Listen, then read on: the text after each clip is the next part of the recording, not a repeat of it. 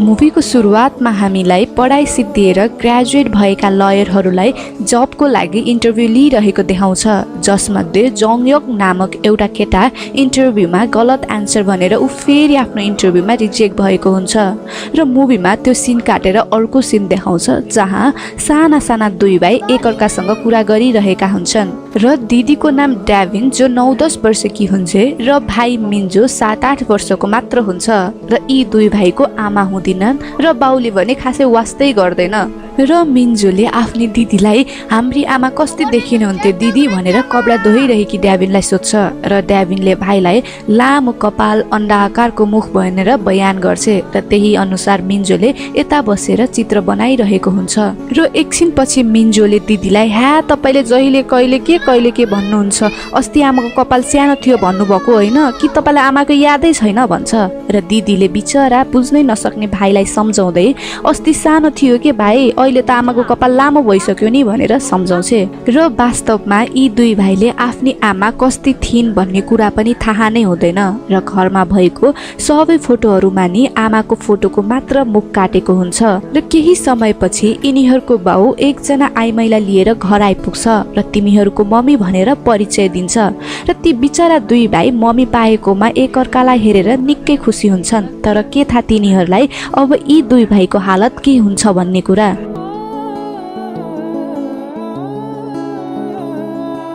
र next day Devin र मिन्जो स्कुलबाट फर्किँदै गर्दा एउटा पुलबाट कागजको प्लेन बनाएर उडाउँदै विश माग्छन् र दिदी हाम्रो विश पुरा भयो नि, हामीलाई मम्मी चाहिएको थियो हामीले पायौँ नि भनेर खुसी हुँदै दुई भाइ घर जान्छन् र बेलुका घरमा खाना खाने टाइममा मिन्जो अलि सानै भएकोले चपस्टिकले खाना आउँदैन र खाना टेबलमा पुग्छ र त्यो देखेर मम्मीले नपकाइकिन खाऊ न मिन्जो भन्छे र मिन्जोले फेरि खाना पकाउँछ, तर घरिघरि पोखेको देखेर मम्मीको मुख पनि अब बिग्रिन थालिसक्छ र रिसमा उठेर आफ्नो कपाल बाड्न थाल्छे र त्यसपछि के भयो भन्ने कुरा हामीलाई मुभीमा देखाउँदैन र डाइरेक्ट सिन त्यसपछि लयर जङयोङलाई देखाउँछ जो मुभीको फर्स्टमै जबको लागि रिजेक्ट भएको थियो र जङयोङ आफ्नो दिदी भिनाजुसँगै बस्ने गर्छ र उसले दिदीको एउटा चाइल्ड वेलफेयर एजेन्सीमा केही समयको लागि काम गरिरहेको हुन्छ र यो एजेन्सीमा बच्चाहरूलाई हुने अत्याचारको लागि सोशल वर्क जस्तै हो र अर्को दिन यता मिन्जो र डेभिन फेरि मम्मीसँगै बसेर खाना खान लागेका हुन्छन्, तर त्यो बेला भने दुई भाइको मुखमा पहिलेको जस्तो खुसी हुँदैन र पहिला के भएको थियो त्यो घटनाले पुरै वातावरण बदलिएको हुन्छ र फेरि भाइले चपस्टिकले खान नजानेर भुइँमा खसाल्छ र डेभिन एक्कासी के न भयो भनेर तर्सिँदै जुरुक्क उठेर सरी मम्मी म फेरि भाइलाई सिकाउँछु नि भन्दै माफी माग्छे, तर त्यो आइमाईको मुख रिसमा परिवर्तन हुन थाल्छ र कपाल पहिलेको जस्तै गरेर बान्छे र यहाँ अचानक डेभिनलाई त पागल केटी आफ्नो भाइलाई सिकाउन सक्दिनस् कसरी खानुपर्छ भन्ने कुरा भनेर त्यो सानी बच्चीलाई हान्छे र घाँटी थिचिदिन्छे र यहाँ थाहा हुन्छ कि यी दुई भाइले घरमा धेरै कुरा भोग्नुपर्छ भन्ने बारे र अब नयाँ मम्मी पनि सौतेनी आमाको व्यवहार देखाउन थालिसकेकी हुन्छे।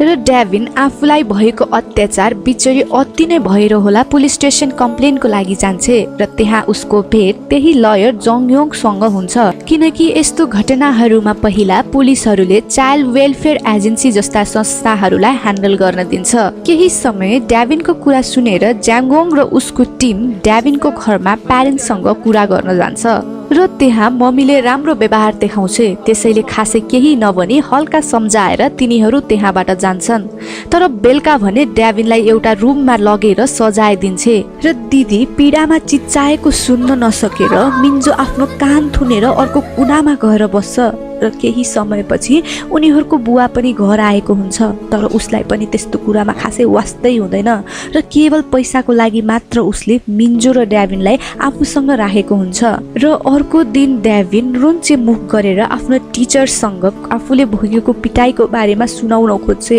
तर टिचरले डेभिनको घाँटीमा रातो दाम्ने देख्छे, तर हतार भएकोले खासै ध्यानै नदिई डेभिनलाई भोलि कुरा गर्छु ल भनेर कुरै नसुनी जान्छे र सायद अति नै भएर होला मिन्जोले दिदीलाई हिजो घरमा आउनु भएको दाइलाई भेट्न जाम न, उहाँले हाम्रो हेल्प गर्न सक्नुहुन्छ नि दिदी भन्छ। र दुई भाइ जोङयोङको अफिस पुग्छन् र जोङयोङले दिदी भाइलाई लिएर एउटा रेस्टुरेन्टमा लैजान्छ र दिदीले बर्गर खाने बेला खाना भुइँमा खसाल्छे र त्यो देखेर मिन्जो दिदीलाई डराउँदै नखसालिकन खानु न भन्दै चिच्याउँछ, किनकि खाना खसाल्यो भने सजाय पाउँछ भन्ने यो सानो बच्चाको मनस्थितिमा पसिसकेको हुन्छ। र अब ड्याभिन र मिन्जो प्राय जसो जोङयोङलाई भेट्न आइराख्छन् र जोङयोङ भने बच्चाहरू जहिले आएको भएर वाक्क भइसकेको हुन्छ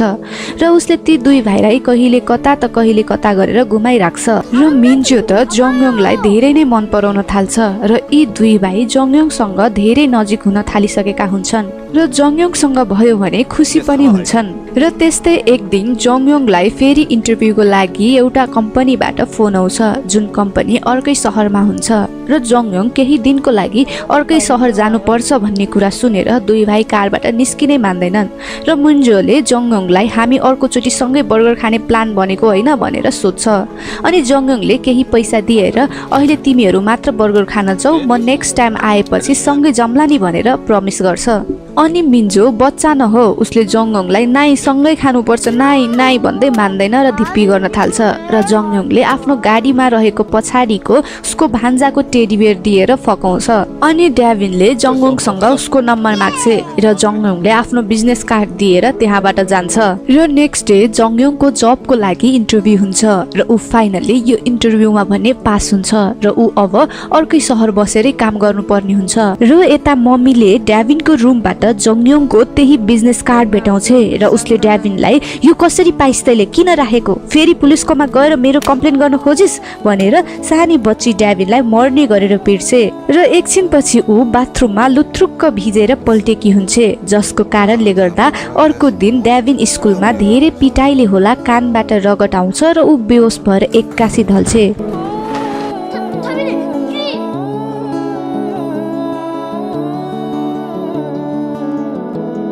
र सधैँ हाँसेर बस्ने ड्याभिन स्कुलमा आजभोलि मुखभरि उदासी लिएर बस्ने गएकी हुन्छे र टिचरले ड्याभिनलाई हस्पिटल लैजान्छन्। अनि ड्याभिनलाई जोङयोङको नम्बर मुखमै कण्ठ भएकोले टिचरले फोन गरेर जोङयोङलाई हस्पिटलमा बोलाउँछन्। तर जोङयोङ भने अर्कै सहर भएकोले र उसको नयाँ जब भएकोले आउन सक्दिन होला भन्छ।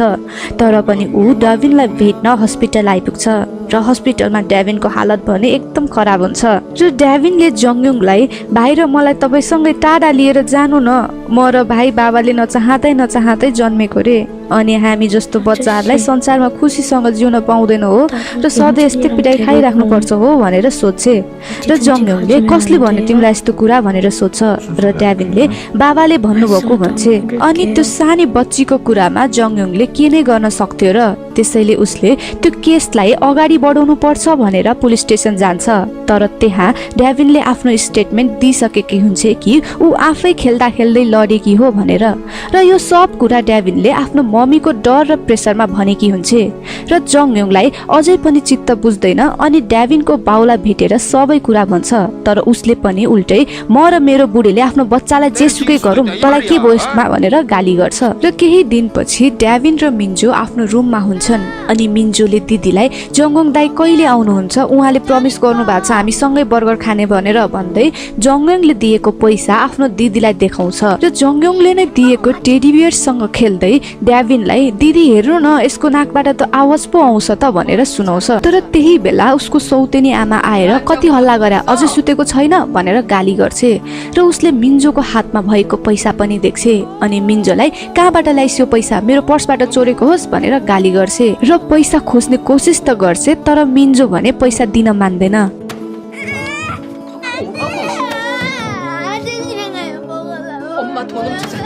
अनि बिरामी भएको ड्याभिनलाई बेडबाट तल झर भन्छे अनि ड्याभिन डराउँदै तल झर्छे। अनि ड्याभिनलाई एक झापड हानेर कसको गल्ती हो सिकाउनु पर्दैन भाइलाई भन्दै पिट भाइलाई, जसरी मैले तँलाई पिट्छु त्यसरी नै पिट भन्छे। अनि ड्याभिनले रोइरहेको भाइ नजिकै गएर गालामा हान्छे अनि फेरि भाइलाई अँगालो मार्दै सरी भाइ आइएम सरी भन्दै रुन्छे। तर त्यतिले नि त्यो पापी आइमाईलाई कहाँ पुग्थ्यो र त्यसैले उसले मिन्जोलाई समातेर लाती नै लाती र हातले यति निर्दयसँग पिट्छ गर्छ कि ती कलिलो बच्चाको पीडाको आवाजले नि उसलाई केही फरक पार्दैन, उसको मनलाई पगाल्न सक्दैन अनि पिटाइको कारणले केही समयपछि मिन्जोको मृत्यु हुन्छ।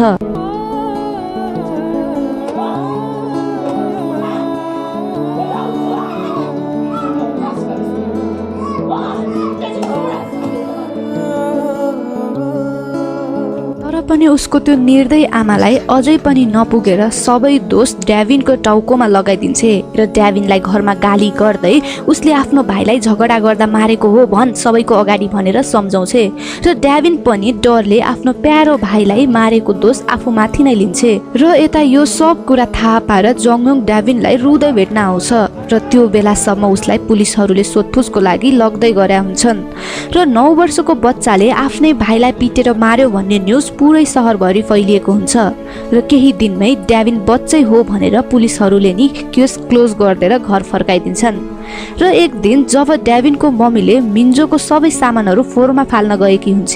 त्यही बेला जङयोङले दिएको त्यही टेडी बेयर ड्याभिनको साथीले देख्छ र उसलाई पनि थाहा थियो कि त्यो मिन्जोको लागि कति प्यारो थियो भन्ने कुरा।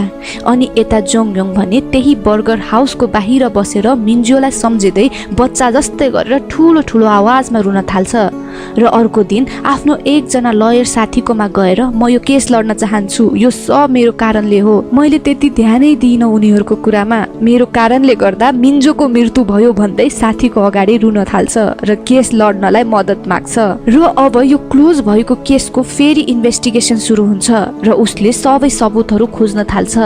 र केही सबुतहरू कलेक्ट गरेपछि अब भने ड्याभिनको बयानको पालो हुन्छ तर ड्याभिन भने जङयोङलाई फेरि विश्वास गर्नै सक्दैन र जङयोङले ड्याभिनलाई फकाउन धेरै कोसिस त गर्छ तर केही सिप लाग्दैन किनकि उसलाई केही गर्यो भने फेरि कतै आफूलाई पनि मम्मीले भाइलाई मारे जस्तै गरेर मार्छ कि भन्ने डर मनभित्र नै हुन्छ र एक दिन ड्याभिनको मम्मीलाई कोर्टबाट मिन्जोको हत्याको आरोपमा नोटिस आएको हुन्छ। त्यसैले उसले ड्याभिनलाई एउटा चिठी लेख्न लगाएकी हुन्छ कि मैले आफै मेरो भाइलाई मारेको हो, यसमा मेरो मम्मीको केही गल्ती छैन, म मेरो मम्मीसँगै बस्न चाहन्छु भनेर। अनि त्यत्तिकैमा जङयोङले ड्याभिनको साथीसँग एउटा रेकर्डिङ पठाइदिएको हुन्छ र उसले म तिम्रो साथमा छु, तिम्रो मद्दत गर्छु, मलाई अझै एकचोटि चान्स देऊ ड्याभिन भन्छ र जङयोङको रेकर्डिङ सुनेर ड्याभिन फेरि उठेर भेट्न जान लाग्छ तर घर बाहिर निक्लिनु भन्दा अगाडि नै उसको मम्मी आइपुग्छ र ड्याभिनको हातमा भएको रेकर्डिङ सुन्छ र त्यो सुनेर फेरि उसको पारा तात्न थाल्छ अनि ड्याभिनलाई पिट्न थाल्छ र लक्कीली त्यही बेला ड्याभिनको साथीले ड्याभिन रोएको आवाज सुन्छ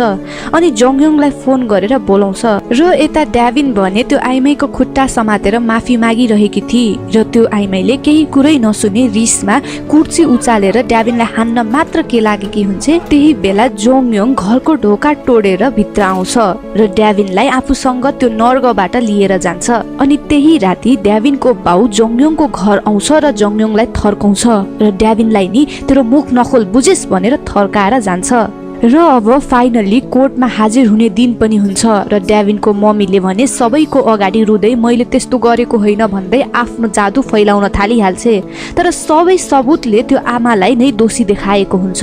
तर ड्याभिनले सबै गल्ती आफूले लिएकोले ड्याभिनको बयान चाहिएको हुन्छ तर ड्याभिन पनि केही शब्द बोल्नै सकेकी हुँदिन किनकि यति सत्य बोल्यो भने मम्मीले मार्न सक्छ भाइलाई जस्तै भन्ने कुरा मनमा लागेको हुन्छ र सत्य बोल्न डराएकी हुन्छ र कोर्टले अर्को दिन हेरिङको लागि बोलाएको हुन्छ र जङयोङ ड्याभिनले केही नबोलेकोले टेन्सनमा हुन्छ तर त्यही समय उसको भान्जा आएर तपाईले मेरो टेडी बेयर देख्नु भएको छ त्यसमा मैले भिडियो रेकर्ड गरेको थिएँ सबै जाने भयो हराएको भए त भन्छ र त्यो कुरा सुनेर जङयोङ सायद त्यो दिनको पनि रेकर्ड हुन सक्छ भनेर टेडी बेयर खोज्नलाई डम्पिङ साइटतिर जान्छ र रातभरि त्यही फोहोरमा खोज्छ तर त्यो टेडी बेयर पनि भेटाउँदैन र दोस्रो दिन सबैजना कोर्टमा हुन्छन् तर त्यो दिन पनि ड्याभिनले एक शब्द नि बोल्दिन र रुन थाल्छ त्यसैले कोर्टले केही मिनेटको ब्रेक दिन्छ यदि ड्याभिनले अब पनि बोलिन भने यो केस यही समाप्त हुन्छ भनेर कोर्टले सुनाउँछ र ब्रेक सिद्धिन लागेको बेला ड्याभिनको साथीले उसको हौसला बढाउनको लागि त्यही टेडी बियर हातमा लिएर आउँछ र उसको मम्मीले फोहोरमा फालेको बेला त्यो बच्चाले निकालेर राखेको हुँदो रहेछ र अब फेरि ब्रेक पछि कोर्टमा ड्याभिनलाई क्वेसनहरू सोध्न थालिन्छ र जङयोङले डेभिनलाई मिन्जोको टेडी बियर देखाउँछ र त्यसपछि त्यो टेडी बियर देखेर मिन्जोलाई सम्झेर डेभिनमा बोल्ने हिम्मत आउँछ र कोर्टमा डेभिन मिन्जोलाई कसले मारेको हो भनेर सोध्दा पुरै कोर्ट नै शान्त हुन्छ किनकि सबैले डेभिनको एन्सर सुन्न एकदमै इच्छुक भएका थिए र डेभिनले टेडी बियरलाई एकचोटि हेर्छे र भाइलाई सम्झिन्छे अनि फाइनली उसले हिम्मत गरेर मम्मीले पिटेर मारेको हो भन्छे। अब डेभिनले त्यति भनिसकेपछि जङयोङले मसँग इभिडेन्स पनि छ भनेर टेडी बियरमा भएको भिडियो देखाउँछ जसमा त्यो आइमाईले नै निर्दयी तरिकाले मारेको हुन्छ।